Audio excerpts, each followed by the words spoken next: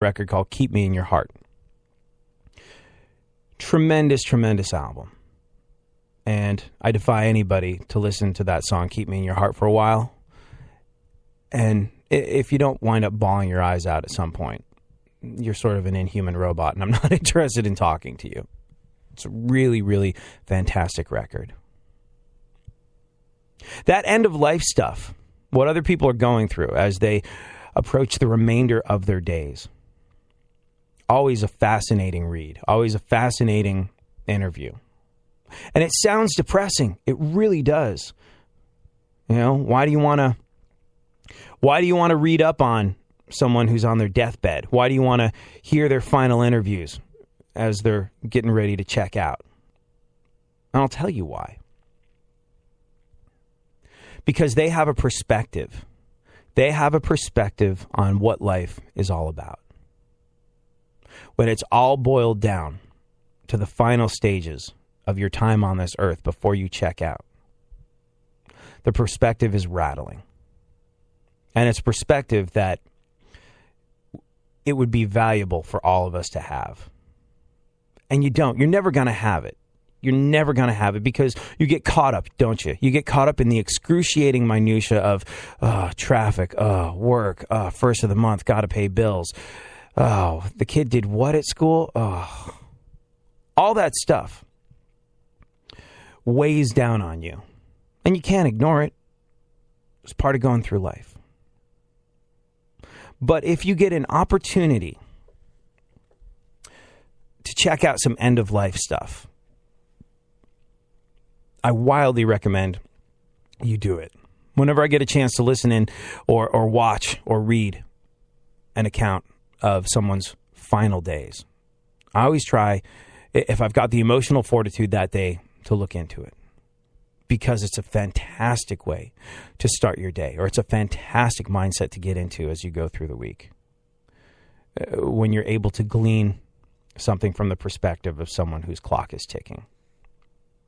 Remembering that I'll be dead soon is the most important tool I've ever encountered to help me make the big choices in life. Because almost everything, all external expectations, all pride, all fear of embarrassment or failure, these things just fall away in the face of death, leaving only what is truly important.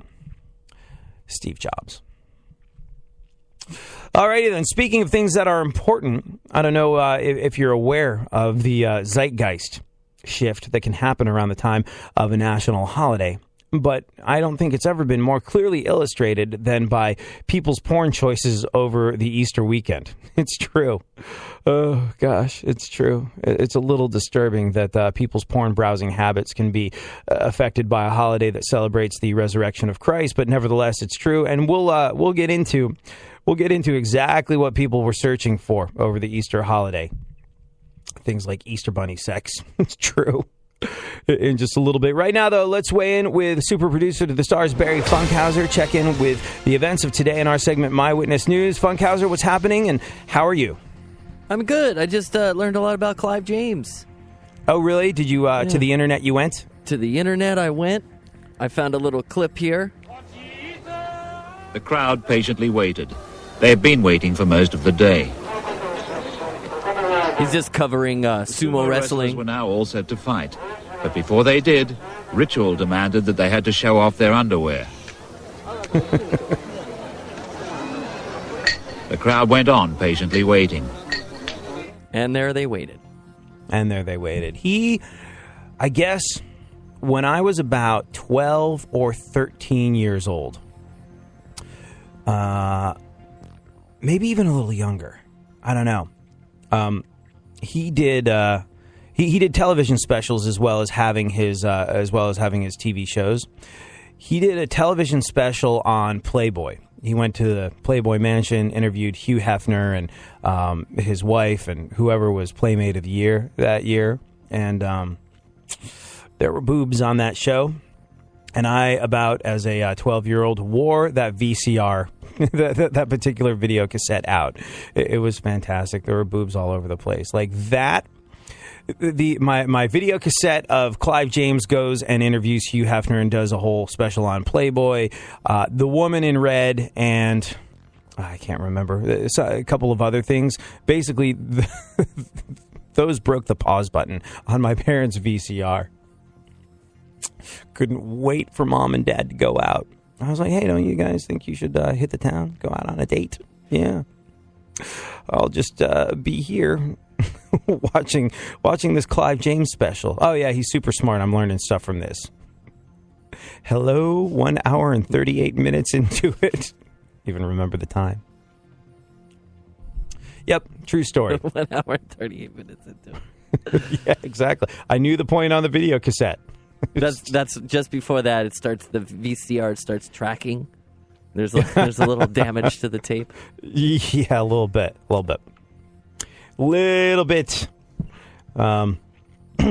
Anyways, sorry. Well, now we don't need Clive James. We have Dancing with the Stars. No, because there were actual boobs on Clive James. Actual, like there was. I always grew up thinking in England that they got all bent out of shape about things. Like the A-Team was big in England, and they're like, English people are like, oh, so violent. It promotes frivolous use of machine guns, which it really does. Like the A-Team gave a very unrealistic. Awesome about it. It gave a very unrealistic depiction of what use of a machine gun was like. Like, you remember, there was always one big car flip. You know, whoever it is, the authorities are chasing the A-Team. They pop out of the back of the A-Team van with their machine guns, shoot the living bejesus out of the car. The car does 3 or 4 flips in midair after driving off the road, and then the cops get out of it being like, oh, boy, did your head hurt too? And I used to just think, machine guns were for wacky pranksters and wouldn't really harm anyone. It was not the case. So English people, like English television people, were totally against violence, but A-OK with boobs. It was an interesting contradiction. I remember doing the cost-benefit analysis of it. I was like, well, the violent action movies that I want to watch are censored on English TV, which is kind of a bummer, but the boobs are not. And given the choice, as a 12-year-old boy, if I have to choose between boobs and machine guns, I'm going with the boobs literally every single time. So, it's boobs on Europe, and even more so in Europe, where, like, during the middle of the day, you'll be watching a shampoo commercial in Italy, and, the chick's soaping up, lathering up, and completely naked in the shower. It's great. Great, I tell you. Great. Anyways, you were saying?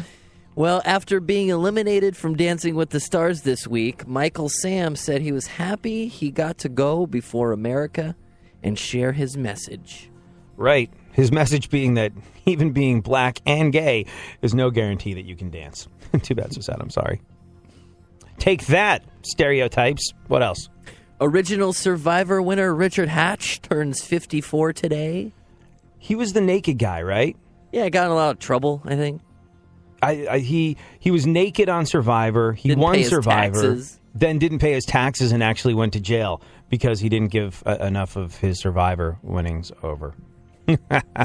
He's 54. Like, how old is Survivor? Like 12 years old now? 10? Yeah, like at least 10 years old. Yeah. I thought he was like, dude, I guess he was 44. He did not look good back in the day when the show was on. He did a lot for LGBT equality by proving that they can be just as annoying as all the rest of us.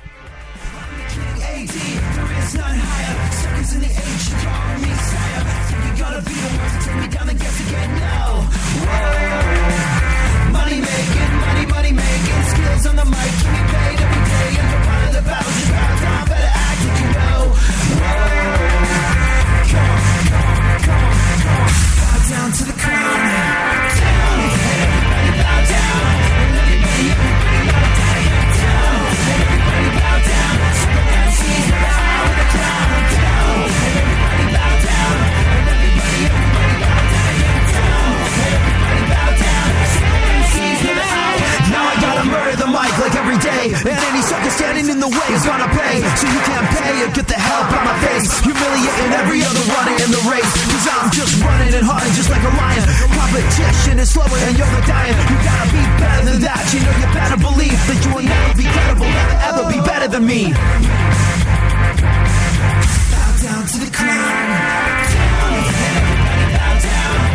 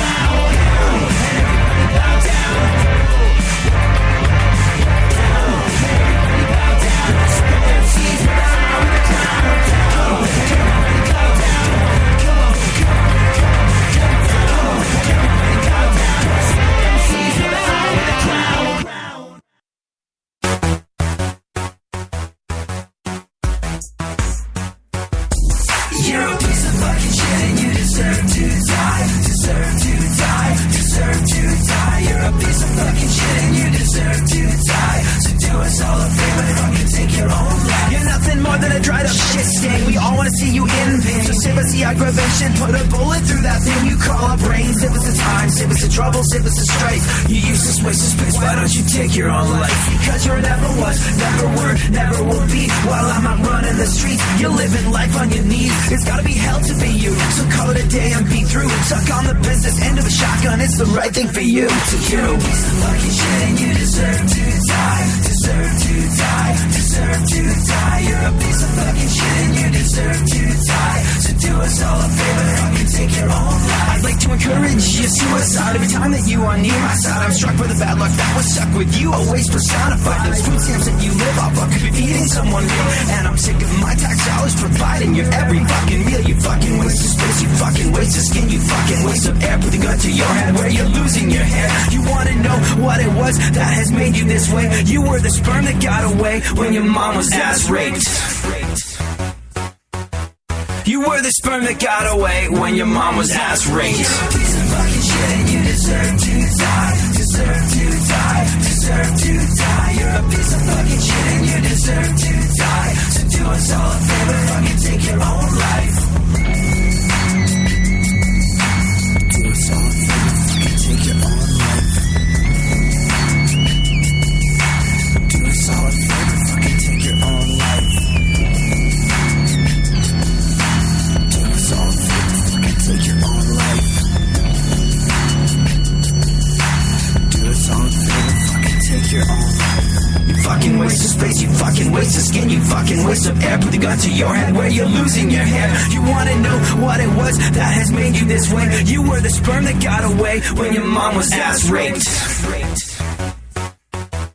You were the sperm that got away when your mom was ass raped. You're a piece of fucking shit and you deserve to die, deserve to die, deserve to die. You're a piece of fucking shit and you deserve to die. So do us all a favor. Go ahead, favorite the show and enjoy AD on the go. iHeartRadio presents AD.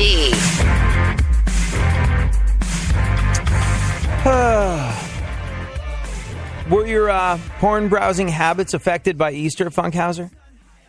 Me? No. Not at all. Not at all. I don't search for Easter bunny porn. Oh. Well, that is where you are unlike the rest of the country. Apparently, there was a seismic shift in porn searching related to the holiday that is Easter, where in more than one way he has risen. And we'll get into exactly what people were looking for in terms of Easter porn in just a little bit. Yep, that's Peter Cottontail hopping along the bunny trail. We'll get into that after we finish up the news. What else is going on in the world? Zach Braff